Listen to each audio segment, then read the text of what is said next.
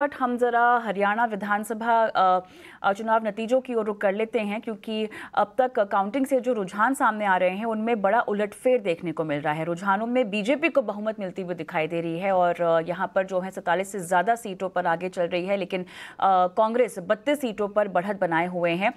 नतीजों से बीजेपी खेमे में खुशी की लहर तो साफ तौर से दिखाई दे रही है, लेकिन लोकसभा चुनाव के नतीजों के बाद ये पहले विधानसभा चुनाव भी है। बीजेपी हेडक्वार्टर से जुड़ रहे हैं हमारे सहयोगी सुमित चतुर्वेदी हमारे साथ। सुमित, बताइए क्या माहौल है, क्या अपडेट है इस वक्त?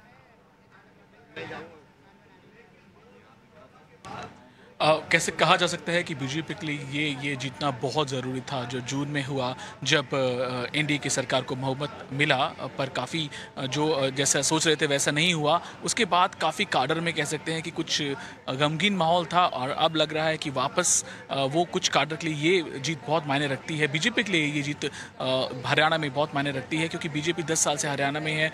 औद्योगिक क्षेत्र बहुत बड़ा है हरियाणा में। गुड़गांव की बात करें, रेवाड़ी, फरीदाबाद, ये सब जो हैं ये अर्बन एरियाज़ हैं। साथ ही साथ रूरल बेल्ट भी बीजेपी की जो है उसमें काफ़ी अच्छा शेयर देखने को मिला है, वोट शेयर। तो कह सकते हैं कि बीजेपी के लिए जो जीत हरियाणा में आ रही है काफ़ी महत्वपूर्ण है। जम्मू कश्मीर में हालांकि वो नहीं सरकार बना पाएंगे, ऐसा काफ़ी साफ होता लग रहा है, जहाँ पर कांग्रेस और नेशनल कॉन्फ्रेंस ही सबसे आगे रहे हैं। इस सब के बीच जो बीजेपी है उत्तर भारत में फिर से एक अच्छी पार्टी के रूप में उभर सकती है, पर इसका जाहिर सी बात है असर पड़ेगा महाराष्ट्र में, झारखंड में, दिल्ली में, जहां अभी चुनाव होने बाकी हैं। हरियाणा में बीजेपी ने जो लड़ाई लड़ी थी वो थी उसके विकास पर, कुछ हिंदुत्व पर भी और कुछ अन्य सब्जेक्ट्स पर कांग्रेस को लग रहा था कि वो यहाँ वापस आके अब उत्तर भारत में एक और राज्य में अपनी जीत कायम करेगी हिमाचल के बाद, पर ऐसा नहीं होता लग रहा है यहाँ पर।